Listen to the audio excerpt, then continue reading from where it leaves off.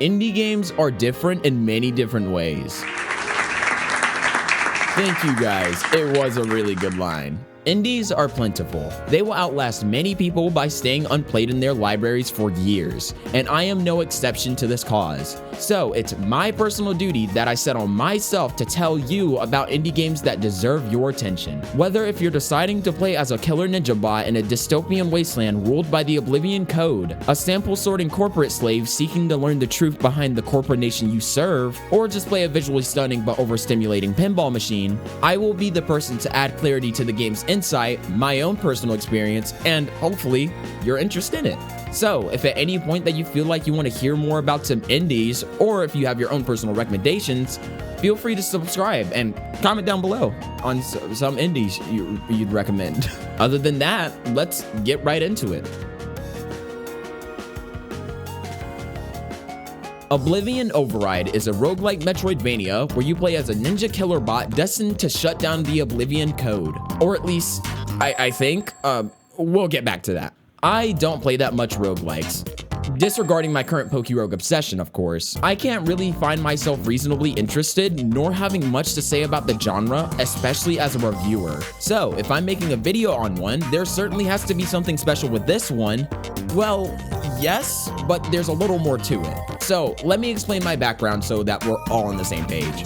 I have a problem with roguelikes, and for good reason. They take too long.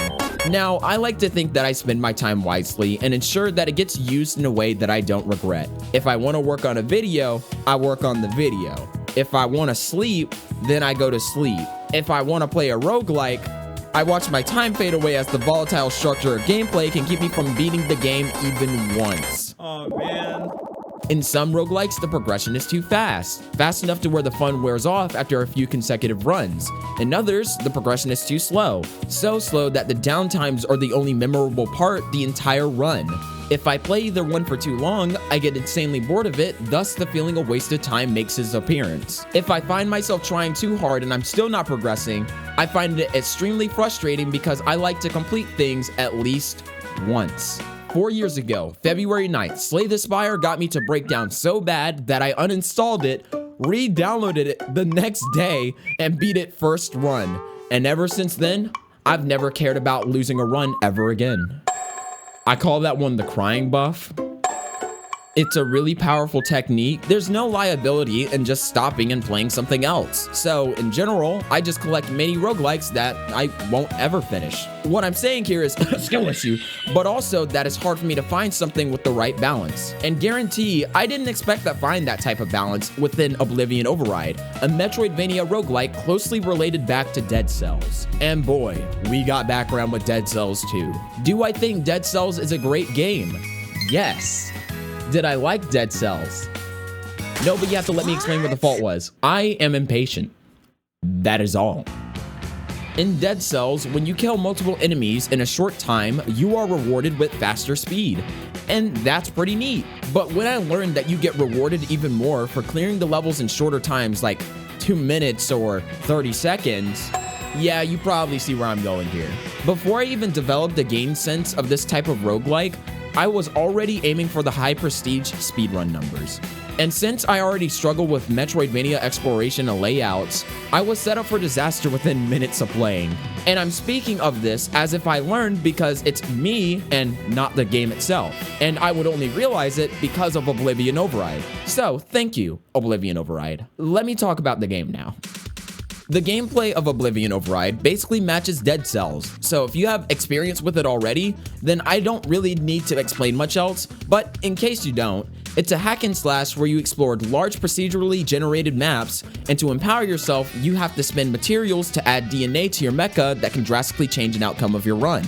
Of course, when you die, you lose all progress gained and you have to start over. So the general gameplay loop has you exploring around, killing enemies, evolving, fighting bosses, dying, getting stronger until you finally beat the game.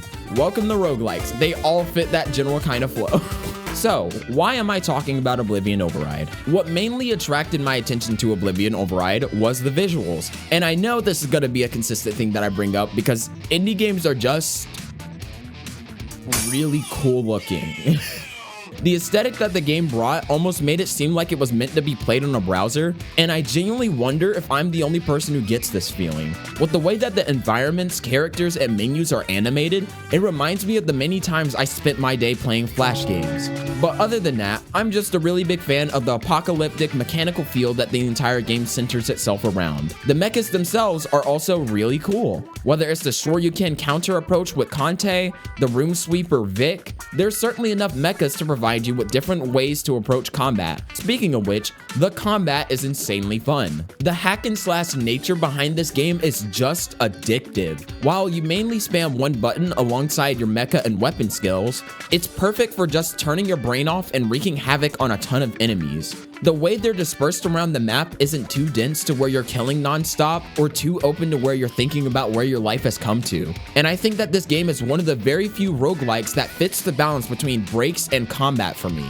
The weapons themselves are also really cool. And while I found my specialty, the rhythm mix, I was a big fan of the bat's animation and the spear, mainly because it fit with Vic's ability and just gave me heavy Jing Yuan vibes. Every single time it comes out, it kind of feels like time for the messenger stroke. The movement itself is also really good and one of my most favorite parts about the game. The dashing is very responsive and the wall running is just cool. I also am a big fan of the characters. The characters also play a really great part of the game, even though most of the dialogue with them is small. Like, for example, Tristan the Shopkeeper. Tristan the Shopkeeper is interesting because, like every shopkeeper, they usually go through some heavy background. And while it's lightly mentioned, I wish I knew more about him. And I also like Mr. Jie because he's funny because he's a stammerer Chinese robot that gives unlockable supports and other things for your runs and actually annoys everyone around him, which is one of the funniest things ever. Nico is cool, it's because she's mainly the person behind each weapon, and the nurses, need I say more? But that was everything that reasonably caught my attention and was notable enough to write about. Now it's time for the other side of the spectrum. What I mainly dislike about the game is the air attacks. I think air attacks are single-handedly the only thing that hinders the entire movement praise thing that I was going on previously. Since you're finding enemies all over in these kill rooms, you're gonna spend many times in the air, and sometimes it just becomes the most souring experience the entire run. It basically stops all movement and creates this annoying experience where you're on a roll, but then you just jump attack and bam, life ruined. While the spear is the only weapon that I know that doesn't have this issue, it's one of my main gripes about the mobility in this game. And of course, as I mentioned earlier, my problem is also with the story. I'd be lying if I said that I understood everything that this game is telling me. It might just be due to poor translation errors and inconsistencies with the story being told, but I don't know. While I know the story isn't the main focus of the game, it's still important for me to mention because I don't want you to feel alone on feeling this if you play it for yourself. So, my biggest tip is, play it for the game, or accept what they give you, be confused, and end up like me. But overall, I was glad to have played Oblivion Override. It not only gave me a game that was really addicting, but also showed me that Metroidvania roguelikes aren't as bad as I thought. So, you know what, Dead Cells? I was wrong. You're a pretty cool game, and I love you. I'm probably not playing another Metroidvania roguelike after this, though.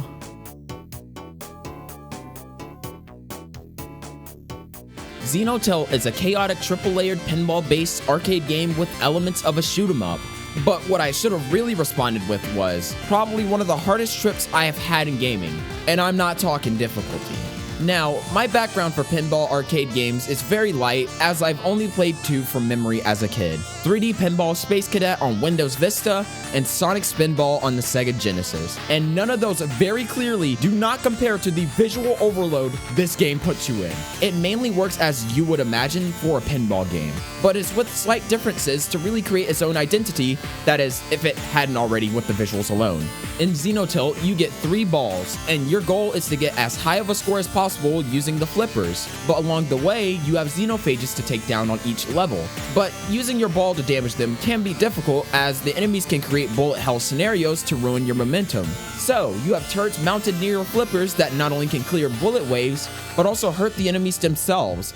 Both you and I are probably completely incinerated by the pure sensory overload of what we just saw. I didn't even know if I played the game on my first run. I didn't know where to focus. I couldn't find the ball. But all I have to say about the visuals is that I absolutely love it, dude. The sprite work looks phenomenal, and I cannot imagine how long it took creating and animating it all. This dystopian, futuristic, gritty, cyberpunkish style is precisely what made this game so abhorrently beautiful to me. It provides so much interesting things at the screen, whether it's just white flashes, explosions, laser beams. It's all just a visual masterpiece that's just sure to grab many people's attention. And the music behind it is, of course, what elevates it. I think the music inside the game is amazing, and it matches the Sega Genesis feel they were aiming for. This game actively has me bopping my head to the tracks.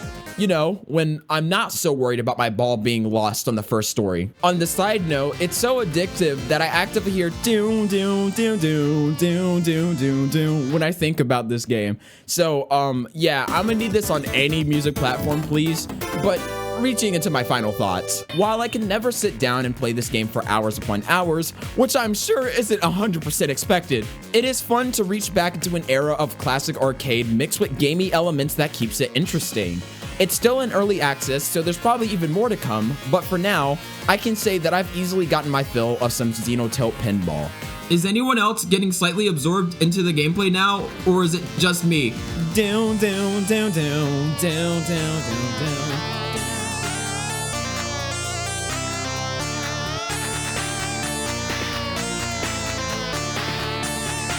Corponation, the sorting process. From the title alone, it speaks loudly on what this game is. You are in a corponation doing the sorting process of a lot of things. And I'm going to keep it real. I have a love and hate recommendation for this game in particular.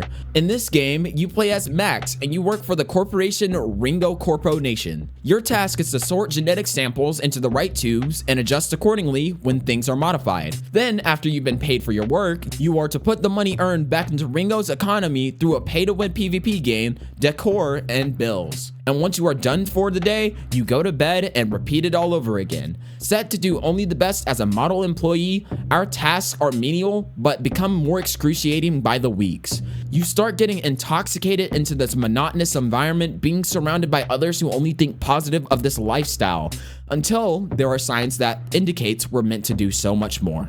Especially getting into contact with rogue workers looking to recruit us. Things start to get interesting as we learn more about the organization and the opposition against it. So, you're left with the choice of either complying with the piling extraneous tasks the corporation assigns you with, or assisting the folks looking to break from their watchful gaze. And personally, I think the setting of this game is extremely cool. I honestly thought that this futuristic pay-per-please would be more of my style, and while it is aesthetically, I would never want to play a game like this again. It's not the game's fault, as it really does play back into what the story was trying to tell, but admittedly, it was not the best experience. Watching myself throw my all towards the corporation just to watch everything shatter was absolutely brutal.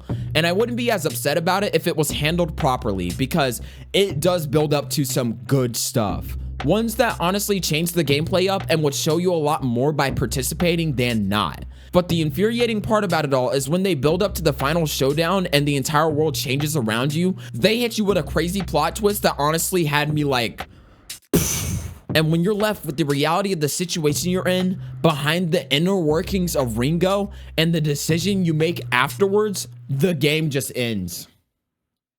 Yup. The game just ends. And that was brutalizingly the worst thing I think that could have been done to such a crazy plot twist. All that you're left to think about are the open-ended questions that never got answered, but has leads pointing to it. And in particular, that is 100% okay with me. I just don't like being slapped in the face with a black screen and then the credits just start rolling. Especially when I reach that mental breaking point where I've worked so hard and I'm still not doing enough that I just say, I don't care anymore. And I just start yeehawing every rambunctious sample down the nearest tube. So in general, what I'm saying is aesthetically, I am very pleased with this game. And it looks perfect for the setting that it's giving you. Gameplay wise, it's extremely addicting until things actually become near impossible to reasonably do enough efficiently. But you can adjust some of the settings to adjust the difficulty of the game if it becomes near too impossible to enjoy, which I didn't want to do because I wanted to see the original experience they were going to give me. But it plays back into how you as an employee are expected to give your all even on terms that are absolutely against you, which could be 1000% placed on many jobs that have existed for years. But despite that, I think the ending of the game was handled poorly and should have had a little more payoff than what it had given. This is a recommendation for those who wants to challenge themselves purely for the gameplay and less of the story. If you play it for the story, you will more than likely get yourself a free ticket to disappointment. But if you're in for the addictive sorting, then I think this game could be exactly what you're looking for. If I want to play something simple and monotonous instead of sorting in a game about a dystopian corporate lifestyle, I'll just play something like Rogue. That wasn't correlated to anything in this video. I just really like the game a ton. These are the 3 indie games that I played, and I hope that at least one of them has gathered your interest. Each one of them holds a different variety of gameplay, whether it's a Metroidvania roguelike, an arcade pinball machine, or just an average corporate simulation. There's surely something there for you to enjoy. If you enjoyed the video, consider subscribing. I know it took me a bit to get this video done, and surely I'm still working on some things to help balance both my Twitch and YouTube, but soon enough, I'll have a rhythm and things should go back to a new normal. But other than that, that's gonna be all from me. You are now leaving Psyker's world. See you on your next visit.